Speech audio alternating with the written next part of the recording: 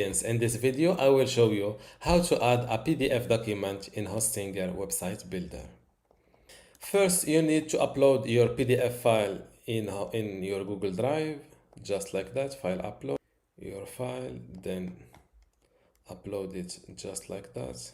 Upload is complete. Now, double click your PDF file. Then from more actions, click on open in new window. This is a critical step in order to get your embed code. Now click again on these three dots and click on embed item. Double click this code and copy it. Now go back to your Hostinger website. Let's first add a blank section to have space to work on. Now click on add element and drag and move this embed code element. Double click it.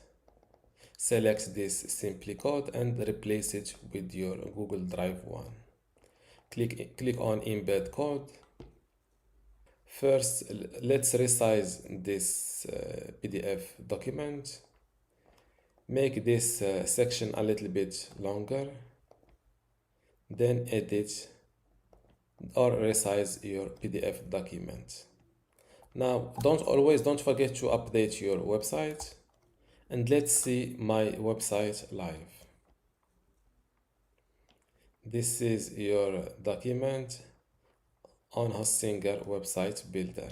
And this is how to add a PDF document in Hostinger Website Builder.